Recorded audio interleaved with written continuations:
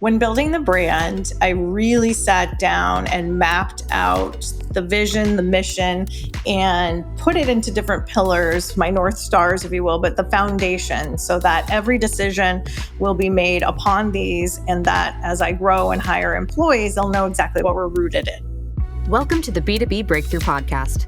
We're here to bring you all the best knowledge, insights, and strategies from e-commerce experts, successful business owners, and the team at Alibaba.com that you'll need to grow your business and achieve your next big breakthrough.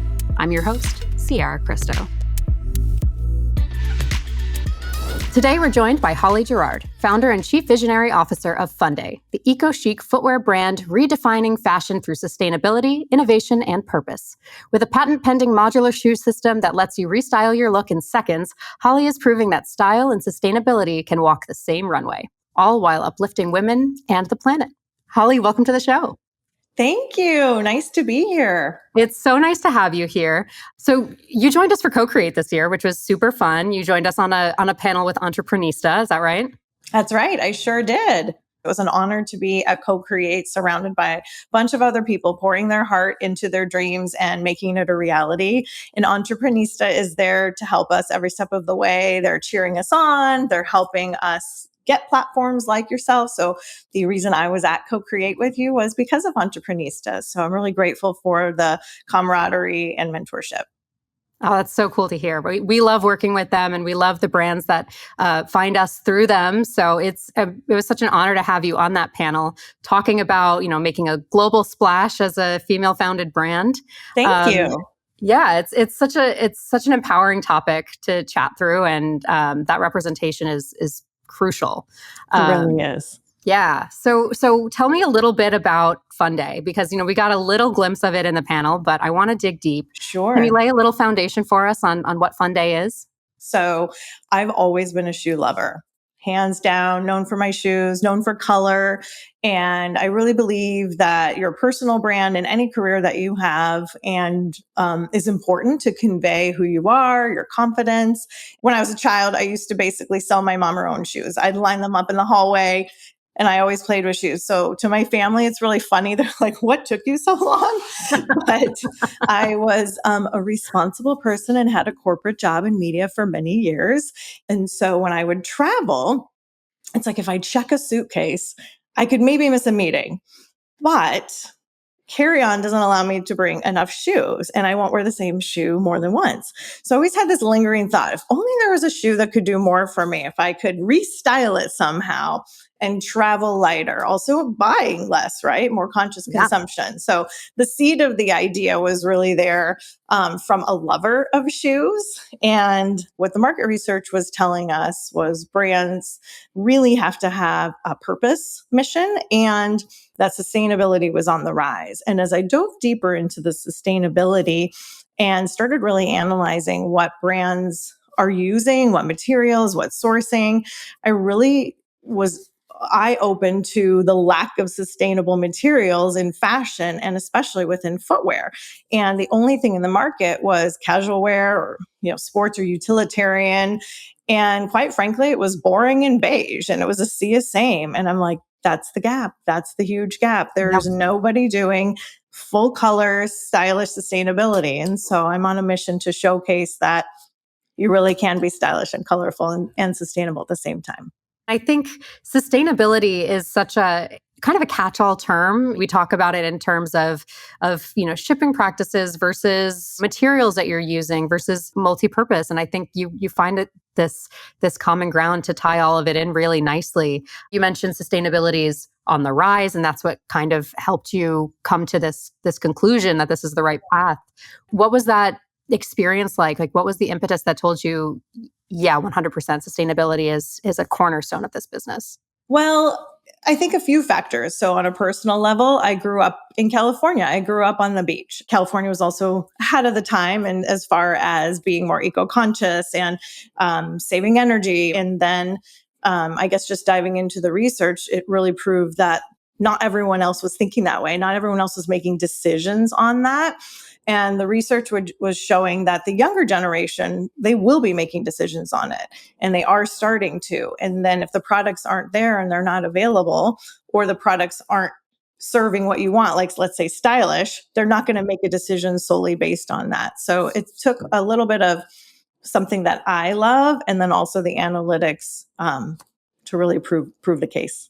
Yeah. Well, and what you've ended up with is something that really does speak to people. I think the sustainability barrier for consumers is often this feeling of like, I don't want to look like I'm sustainable. Right? That's exactly what it is. It's like, Yeah. okay, I'm from California and I'm actually probably embody a lot of quote unquote hippie. This is such a stereotype, right? There is a look, there's a stigma to it, and Yeah. there shouldn't be. It's Right. like we all brush our teeth, right? We Yeah. should all be sustainable. There are things that are just absolutes in this world, and the products and the brands need to make it that accessible for all of Right. us so that we're not locked into a bucket that has been defined. Right. Well, and broadening the playing field so that there is, there's a time and place for a Birkenstock. Yes, for some. Yeah. For Like, sure. I mean, I might make mine sparkle or something, and all due respect to that brand. But Yes. you do make a statement of like what our personalities Yeah. are as well, right? But like you just said, maybe people who want to be sustainable don't want to be in that lane. So how can we be both? And that's what Fundae is providing. You can be sustainable and stylish at the same time. So it was a matter of, okay, I'd love to save the planet. I'd love to save the earth. I'd love to figure out a way that I can contribute in some way and create a product that others can join me and contribute. But it's probably going to be in a red stiletto. Yeah, as it should be. I As love it that. should be, right? That's my superhero cape. It's a bunch of red stilettos and Incredible. hot pink, every color. And I think, your background in media, having this corporate foundation is really helpful in knowing that business people and folks going to conferences and wherever you find yourself, you want to have those options to be a little Right. bit more conscious about your purchasing power and what it stands for. How has your community engagement and conversations been with your consumers, in that respect? Is that really the audience that you're speaking to? It's such a good question, and it's so varied because there are so many facets to the brand of Fundae. And if we take a step back, just to share a little bit about what Fundae is. So Fundae, like ice cream sundae with the E at the end, is a nod to the food connotation, right? I want people thinking of the ingredients, and I want people having fun. I want sprinkling joy and positivity around everywhere we go. So Fundae, you pick your cone, which is your heel, you pick your flavor, what color makes you feel your most confident, bold, encouraging people to show up in full color in their full light. And then for us, our literal cherry on top is our magnetic magic, where we can reshoe and restyle that particular shoe. So to your point of the question with the community, so the materials themselves are very sustainable. And I know we'll get into that in a little bit with sourcing and materials. The product itself is also inherently sustainable in that you can consume less. So you can invest in one shoe and then it has limitless look. So you're changing the magnet, you're mixing the accessories. And so with that investment for yourself and for a quality product, you're buying less and getting more. So you can keep up with fashion and trends without supporting fast fashion. It kind of brings me back to this age of like the charm bracelet or like the Pandora bracelet where, Yes. it was that, you could swap out your holiday charms. And I'm feeling like very 2003 right now, but, I'm retro. I get that. I feel it. But it's like that feeling like, you don't need to, especially I'm speaking as someone with a small New York City apartment. I don't have the space for 3,000 pairs of shoes. That's exactly right. When you asked what my targets were, that's a perfect example. I'd love to buy these 10 shoes with the bows and things, but the reality is I can buy one of them. Now you buy one and you have a box of toppings. And so it's just like your box of chocolates, right? Now you can fit it into your closet, right? And so there's the traveler, there's the New York City or any urban dweller. So there's so many different targets and conversations that we have with our consumers that it just depends on where they are in life, but it's really designed to fit every occasion, your mood, and every season. And you change out the pillows, you change out the dish towels, and it's like, why can't I do that with my shoes? So it's interesting that same connotation of the charm bracelet or interior design has been a big part of my inspiration. That's really cool. Yeah, that ability to celebrate, the moment Yes. without having to commit to, a Christmas closet, whatever your Exactly, holiday. right. You don't have to buy a red plaid shoe. You can buy a red plaid bow Oh, and then you put it on your black shoe and call it a wow. day. And then you put a black shiny or silver for New Year's and no one knows it's the same shoe. Amazing. So Thank you. you've got like the interchangeability as part of your sustainability model, and then you mentioned that there's sustainable practices in the materials source as well. Can you talk That's to me a right. little bit about how you made this decision to pursue a more sustainable material as your foundation? Yes, absolutely. I think that was really the impetus to starting the brand. Like I mentioned, it was the market research told me that there were better materials out there and that people are making their decision. Yet I couldn't find one that I could purchase. There really weren't a lot of brands that were doing it. And so I started dabbling and curiosity in the research of materials. I think, I had to do a lot of homework before I felt confident that I could make this giant leap and launch a company. And so I started with the materials and I found an amazing wealth of fabrics. So primarily what I am using is corn, wine grape skins, and cork. I also dabbled with pineapples. I'm looking into banana leaves and agave right now. I know there's apple leathers and mushroom as well, but the current line is we use the corn, the cork, and the wine grapes. So I use it so much, in fact, that the corn is also all of my lining. So if you buy a shoe where the outside is made of cork and it's lined with corn, and our soles are 100% recycled and recyclable. So as I grow, I'll build the infrastructure to take them back and remelt them into new shoes. And I was literally in a bin in Italy sourcing, and I wanted a silver spoon shoe sole, so to be with the ice cream thing. So it's all silver, plus I love silver. I'm in a bin and it's like recycled automotive parts. It's such a cool story. It's like, oh my Wow. gosh, I'm walking on like recycled Maseratis and I can go faster and further. Like it's super, super cool, but it's also very, very sustainable. So that particular shoe is 98% eco-friendly, I call it, between the mix of recycled and then from a plant-based standpoint, it is 76% plant-based, which is really unheard of in the marketplace. So there are some corns and some of the colors tend to, may vary whether it's 55% corn or 75%, but my linings are all 75% corn. And then the other 25% is a water-based adhesive, lower chemical. And there is a 5% of a recycled polyurethane in there because it is really hard from the binding Sure. mechanism. They haven't solved that yet. But overall, if you think about my lining as corn, it's breathable, it's plant based. Wow. So there are so many brands out there that are claiming to be vegan. And while they're not an animal product, and I feel like PETA won that argument, and we all know I love animals, but they're actually petroleum based and they're not plant based. They're not really vegetable, which is what vegan would mean, right? Mhm. And so there's greenwashing. And how is a consumer supposed to know? And so my hope is that people start to read the ingredients. So again, why I named it Fundae. I want people thinking of the ingredients, digging in, remaining curious, and looking at it. So we disclose all of that to the consumer.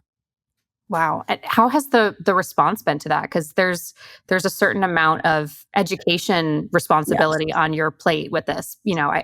It's not one that is necessarily super intuitive to the fashion industry and the consumer mindset when we're talking about clothing. We've gotten really diligent about reading our ingredients in the grocery store. How are you educating your audience on actually doing that research and to consider that in their practices? What's that conversation look like? It's a really good point. So when I was working in media and marketing, I was at an agency at one point and was creating an app for some brands. And on the rise was the disclosure of ingredients on the label. But we knew that the food ingredients were really important. And so people adopted that. And Europe's actually always ahead of the game. And so they set out these standards. So I knew it was going to come for fashion. So it went from food to beauty. And then so the consumer is like, well, wait, I absorb the lotion into my skin. And so there was a natural inclination for people to start thinking and remaining curious of that. I do believe it will translate into fashion. It's not quite there yet. And so I do think the responsibility and the onus is on the brands for us to inspire that curiosity and that education and transparency. Since I started building this, knowing and hoping that the guidelines would show up, they are. So Europe is putting guidelines into their fashion. London has announced with their fashion shows, unless you adhere to their sustainable standards, you can't even participate, no matter what your brand is. You can only showcase certain products. So I'm proud to say that all of my products, every single one of them, would meet all of these different standards. And so right now, I have to tell people about that because you're right. No one's asking and no one's looking. And so that's why podcasts like this are super helpful to educate. So there's a lot of hope and information on the horizon. Yeah. Well, and it is becoming a conversation. People do have access to more information than they did, even 5 and 10 years ago. So people are a little bit more receptive to the education portion of it, but there's also a lot of, intuition that comes into play. Is this a trusted source? How am I vetting the information? And part of that challenge is what you mentioned, just a minute ago, this greenwashing that we're seeing across so many businesses. As someone who has done the research, extensively, how can you identify whether a brand is greenwashing or not? What does that look like? It's such a really good question. And it's hard right now. Like the truth is, it's really, really hard because there aren't standards. There isn't a regulation. So anyone can say anything. So as a consumer, I would advise really looking into it. I think when you go on different websites, so up and coming brands like myself, it will be really clear in the founder story and, they'll talk more about it. They're on a mission. I think there are some apps like Good On You that has certain ratings. There are certain listings. There are some sustainable marketplaces, but less people are going to those, or those people are already stylish, or already into sustainability. So I do think that there will be more requirements in the future. There are definitely going to be more tech companies that are going to help make it really, really easy through apps and different technology to have the consumer have information at their fingertips. That's great. Those are some really helpful resources. So I hope folks who are listening are checking out apps like that and really grasping this, because there's so much depth to this conversation, and this is a helpful entry point for folks. Especially, there's something like a little bit novel about the conversation that you and I are having, and like talking about these materials. I didn't know shoes could be made out of corn or grape skins. That's a compelling argument, and I hope that it helps to encourage folks to dig into it. Yeah. I do think the wow factor has been the most exciting. Like people are like, oh, that's cool. Wait, what? Wait, why? Wait, how? Right. And so I'm starting to share more videos on, the pressing of the grapes and all the different sourcing and really telling the story. So one of my factories, in fact, they had all this garbage, they had all this scraps. So most of my toppings come from dead stock, which means, this person bought 1,000, but these 200 are going in the garbage, right? They're just going to go to a landfill, right? So I take dead stock or scraps and turn it into treasure, into my toppings. So I'm like, hey, can I get your scraps? And he's like, yes, because I paid $10,000 to get that removed. So they're getting fined. So they're starting to think through and do things differently over there. Yeah. But the whole life cycle story, in addition to just my product, but how that material got to there, is going to eventually be told and more accessible. And partners like Feifer are making that happen. That's incredible. And I mean, what a serendipitous meeting of the minds here, right? To find a supplier and a partner who has, other material, who's producing other products that can be useful to you, and you find treasure in the trash, right, so to speak. I know.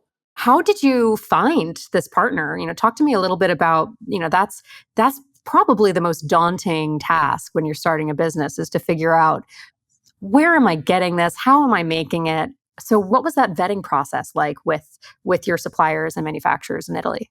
I knew I wanted the plant-based, right? I knew I wanted the material. So I actually sourced all of the materials and then went to a factory and asked them to make it. Where most people would start, like the factory usually sources everything. So if you're going to make 1,000 shoes, they're buying the materials exactly for 1,000 shoes. And my model was very different because my whole point was pick your cone, pick your flavor. So my flavor is going to go across all the different cones. So I wasn't looking at it as this particular SKU needs this particular material. So I was very cognizantly choosing the different flavors that I wanted that had the good, solid, sustainable ingredients. Then my eyes were open because I was not from the fashion industry. So working with the factory was a whole new novel experience, and they don't like to work that way. And so it was very, very hard. I did a bunch of cold calling, trying to get factories to work with me. I chose Italy for their craftsmanship and their artistry. However, they're known for leathers. So I would contact people and ask them if they would work with me in my plant-based leathers. They're like, no, but we have this other leather if you want to work with us. So I started getting people to work with me. And so I actually did some homework on recycled leathers. So recycled leathers are actually much better for the environment than vegan petroleum-based leathers. So the plastic-based leathers, they're terrible for the environment. They live there forever. They cause microplastics into the ocean, where recycled leathers is preventing it from going into a landfill. Most people that are using recycled leathers are also part of a sustainable practice. So they use low chemicals, less water. And so when I learned that, I started picking up a few new flavors in recycled leathers, which opened the door to get some of these factories to work with me. They're like, okay, she's going to use some leather. So some of it's like, a little bit of a give and take, but as long as I did my homework and it was still adhering to my brand standards, I was okay with that.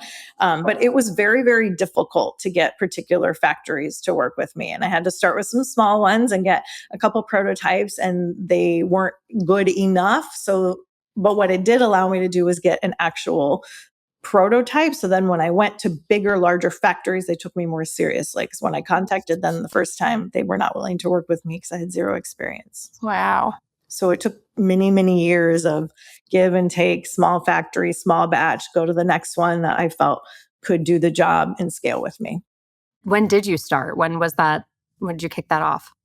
In 2020, New Year's Eve 2020, it's like, what do I want to do this decade? I think I'll make a New Year's resolution. I'm going to leave corporate. Like, where do I want to be in 5-10 years? It wasn't what I was doing. And I knew my kids, I'm a single mom raising my girls, and I knew that they would be out of the house within a few years. So it's like, what do I want to do? How would I marry my passions? Right. And so after all that research that I just spoke about, I decided to commit to it. And so I did some cold calling, found some factories to work with, and wrote a check in January 2020 to a small place in Italy. And then in February, they called me, emailed me, and I'm like, I'm not reading this translation right, but they just told me they're closed for a month or two. And I'm like, wow, I either got ripped off or I'm translating that wrong, but it was COVID, right? Oh my God. Who knew? So Italy was second.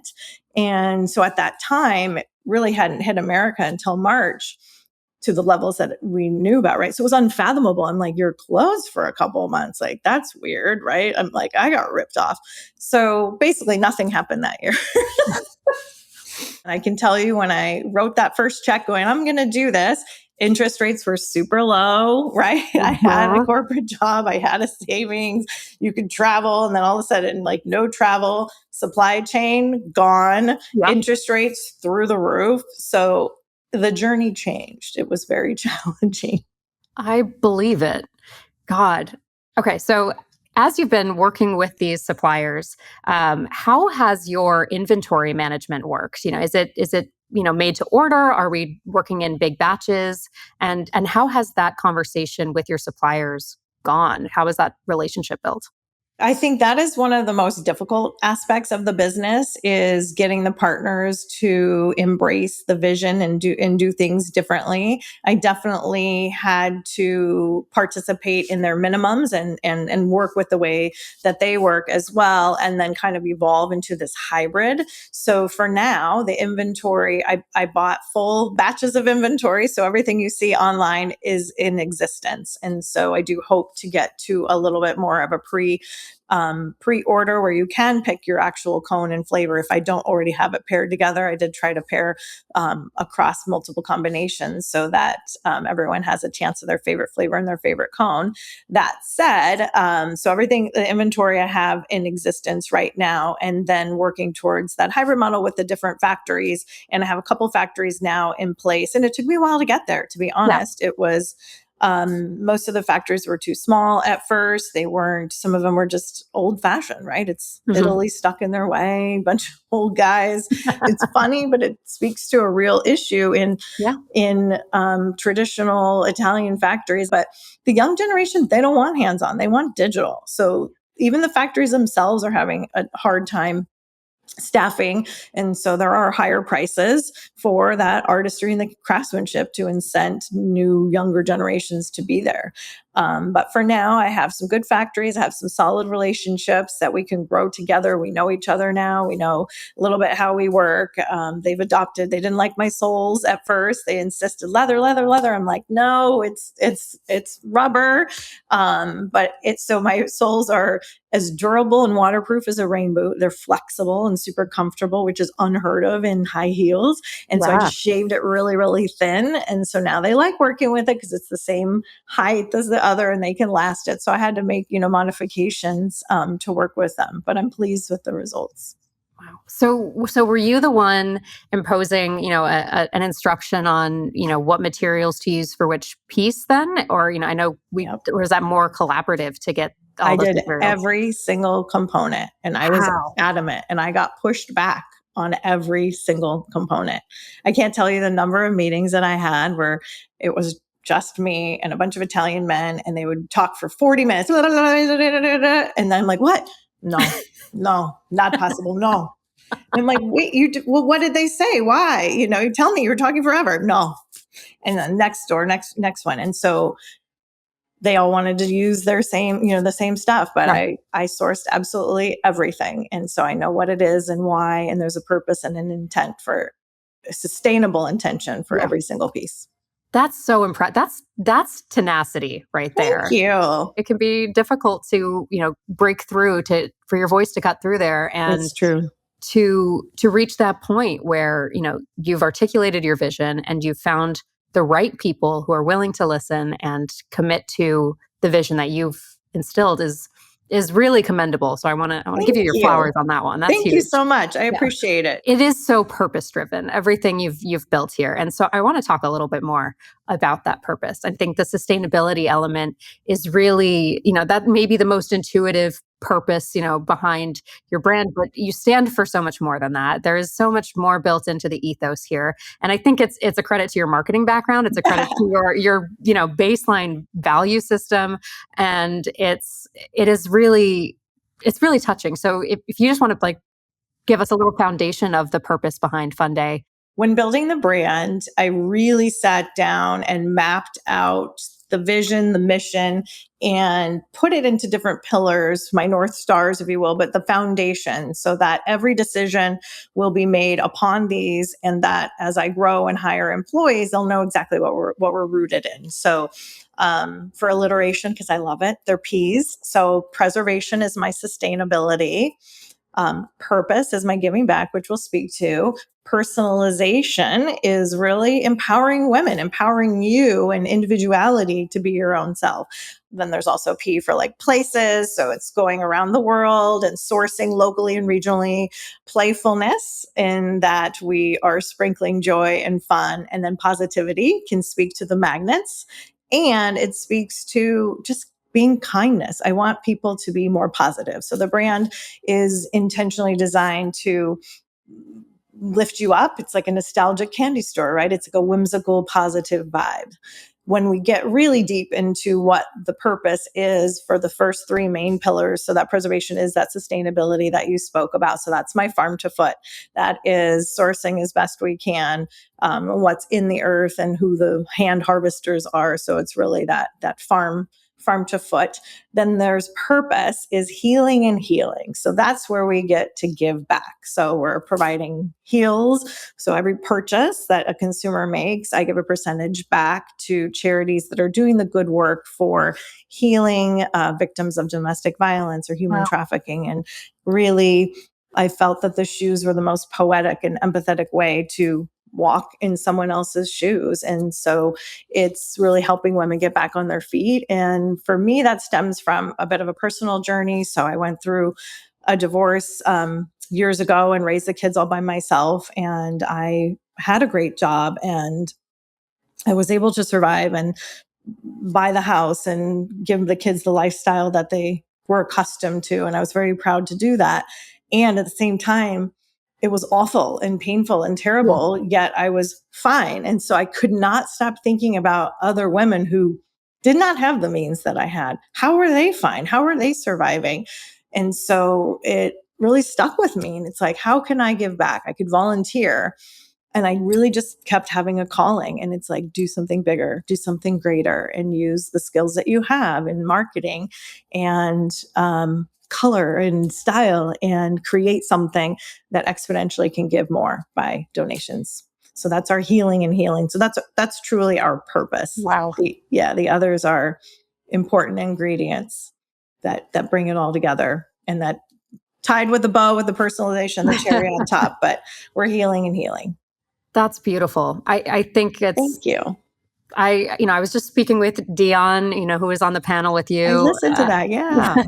and she, she talked about how having purpose, having, a community of women and founders who are also committed to their own, charities, their own causes is so important to being surrounded by like-minded people. And I think yours is so laser focused. It's so clear, and it's got such a nice tie into the brand itself, the product itself.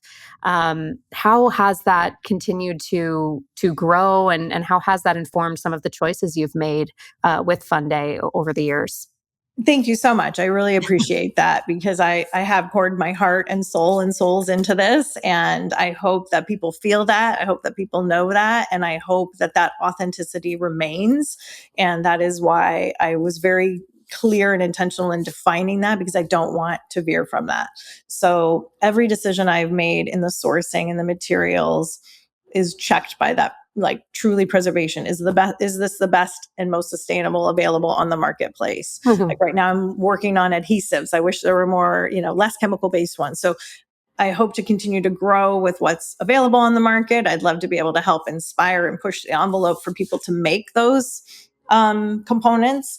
And so much of what I was doing was building, like I said. So most of my time was spent there, even though I could not wait to get to the marketing, go to market strategy, and do the give back. So I really see that as my focus now, right? Like being able to open the doors and do more in person. Like, what else can we do for charities, for fundraising, getting community involved together. And I'm open to other charities. So I'm hoping to roll out featuring some different females that have maybe gone through some things. So maybe like a female of the month, a Fundae, where we're highlighting whether it's a single mom, or I know some people who've gone through some other hardships, right? Like, what could we do to rally around to uplift women together and give back to maybe that person's charity at that time? I think there's so much we can do with products. I do think it's a brand's responsibility to be mindful to our communities, and to really make a difference in a positive footprint together.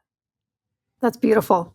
Thank you. What has that research looked like around the women that you're serving, as a brand? I think this is so, like I said, it's laser focused. It's so tied into, this is my audience, and these are some of the challenges that they're facing, and I want to be a champion for them. So as you talk to these women, or even if it's not a face-to-face conversation, what kind of audience research have you done to identify that this is an audience that needs this product, an audience that needs a platform? Where has that inspiration come from? Oh gosh, yeah, there's definitely more experts in the space than myself for sure. And so I do lean to the organizations that are doing good work for domestic violence and human trafficking. So I learn a lot through their statistics. I remember when I had that idea, right? And then I launched, and then COVID happened. And ironically and sadly, domestic violence went through the roof, right? If you can imagine, people are locked in the house and everyone was annoyed. And so I, I think it's important to remind people that aren't going through it to think about that. And there is a lot of research that shows it's the same as sadly anything. Like we all know someone who knows, few degrees away, that someone who's gone through something like this. So I think the people that are buying my shoes, it resonates with them because they know their cousin or their sister or their aunt or someone else has gone through something similar. And so they can empathize in a realistic way and support a product that's giving back. And then we need to be participating in the community events to really see it and get to know the real issues. Yeah. Wow. I mean, thank you for doing that research. Thank you for giving back. Yeah. It really is, so much more motivating to have that brand loyalty with a brand that's committed to similar values, or even if they're not values or causes that are like top of mind for Right. you and your lived experience. Yeah, if you don't have a connection to it, I hope that most of us are empathetic enough to realize that this is important and that there's a brand that's doing something better than just profit, right? And so I think people do appreciate it. I think one of the biggest challenges is I have so many nuggets, right? I have sustainability, I have purpose, is conveying the different points at one time, right? So that concise and clarity is actually very difficult in a single message. I mean, we've been talking for a while now, right? Yeah, exactly. So I'm hoping that as people get familiar with the brand, they're taking away something new each time. So I really think through that as I'm working through my marketing and my social content. There are certain things that are just fashion forward, like my fashion runway walks. It's amazing. And it has to be beautiful. We have to meet people where they are when they want style. And even though my foundation of purpose-driven and sustainability is why I'm doing this, and it's rooted in that, and oh, by the way, it has to be beautiful or no one's going to buy it. Maybe people come because it's gorgeous and stylish, learn all the other wonderful attributes about it. And then that's the epiphany of like, oh my gosh. So I'm hoping for that wow factor after. So maybe some people find me because of sustainability, but even if they just came because they love shoes, I really hope they take away with a lot more. Yeah, it's a slow burn unfolding, over time, and I think that's really, really incredible. I love that. You. I love that brand story. And that's why I stick through. Like I said, it took me a really, really long time. Yeah, I believe in it. I believe in what we're doing, and I know I can make a difference. I know I can give back, and so I'm sticking with it. I love it. And so, are you a one-woman operation? I am. I'm a solopreneur. Like legit. God. It's hard. Not gonna lie. And that's why wonderful vendors like yourselves and entrepreneurista groups, and I'm in a handful of female network groups. And luckily, I guess one thing that came out of COVID that could be positive, I'm sure there were multiple things that came out, but one of the positives is that gig economy, right? Yeah. So a lot of people are like, I don't ever want to go back to a 9 to 5 in an office where I don't like things. So I have been able to find some really talented people that I can hire one-offs for projects without huge salaries. So these transactional or project-based, partnerships have been such a gift because it allows me to financially find good talent, serve its purpose. Maybe it's web design, maybe it's this, maybe it's that. But that's also challenging because I'm a solopreneur, and they're not always there. So if they're not your employee, you can't rely on them for everything, right? So it's been a journey. I bet. Well, and it'll continue to grow and unfold as the brand does, and more people will refer folks back to you. And I hope so. I'm so confident that that's how that will unfold. Thank you. Yeah, absolutely. And that reminds me, I do want to offer to your listeners a code. So breakthrough 20. So when they're on Fundae.com, they can get a discount. So if anyone was inspired by listening to this, they will get their discount and I will still give the percentage back. And we can all hopefully make a difference together. Oh, that's so kind of you. Thank you so much. All right. So let's recap, Fundae.com, use code breakthrough20 for a discount at Fundae. That's amazing. Yeah. Thank you so much. I want to, wrap up here talking a little bit about what the future looks like for Fundae. So, what does growth look like for you in the next, you can keep it small scale, next year or so. I know it's, you're only 5 years in and it's amazing the growth that you've experienced to date. So talk to me about what's next. So I'm looking at wholesale. So I'm a D2C brand, right? I am, however, in 2 retail stores. I'm in a Soho store and a Paris store. So it's called Flying Solo, both in New York and in Paris. They're my retail partner. They support independent designers. So it's a consignment type of retail model. So it's not a true wholesale. So it's like you kind of walk into baby steps, right? I feel like I've learned so much more in that space and with shoes. So apparently, I did not know this. Naivety is bliss. Shoes are the most difficult thing in all of fashion. So there's multiple components, there's multiple size runs, and people like in person. So they want to touch and feel that. So I've been doing a lot of trunk shows. I've been exploring more retail partners and pop-ups. So I find a lot of value in the in-person. And then it's really the wow factor. They're like, it's this shoe, and then I put this bow, and I get this bow, and I get this bow, where I played around with my website, so I'm still evolving the user experience on the website, but the website user experience hasn't compared to the wow factor in person. So my growth, I anticipate, I'm in some conversations with some wholesalers, hoping that I get into some good shops. That's really exciting. Well, congratulations. Thank you. What's already been achieved and what's on the horizon. Sounds like there's a lot of really exciting revelations to come with Fundae. Let's hope. Your lips to God's ears. I'm ready. I believe. I have faith. I'm so excited for you. Thank you. That's awesome. Thank you. And I think that's the importance of doing the homework. And I would say to anyone who's thinking about doing a dream and following a dream, you just stay true. It's going to take a lot longer than you thought. It's going to cost you a lot more money than you thought. And if you believe, you can do it. You can just take steps every day to get there. And so that's what I've been doing, is just pouring my heart and soul into it, build. And I know something good will come. I love that. Well, you've definitely put in the hard work, and I'm so excited to see where it goes from here. Thank you. I appreciate it so much. Oh, my pleasure. So where can folks find you? Can you hit us with some links, some handles? Sure, absolutely. So Fundae.com, and that's with an E, Fundae.com, like ice cream sundae.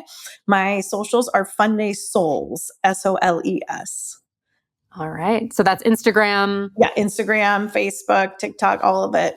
That's great. All right. So we'll drop those links in the show notes. So follow Fundae, follow Holly. Thank you so much for being with me today. This was such a fun conversation. Absolutely. I loved it. Great to see you. Great to talk with you. Likewise. Thanks, Holly. B2B Breakthrough is produced by Alibaba.com. To find out how Alibaba.com is empowering its customers with the tools, services, and resources they need to grow their business, visit Alibaba.com. And then make sure to search for B2B Breakthrough on Spotify, Apple Podcasts, or wherever you find your podcasts. Make sure to follow us so you don't miss future episodes. On behalf of the team here at Alibaba.com, thanks for listening.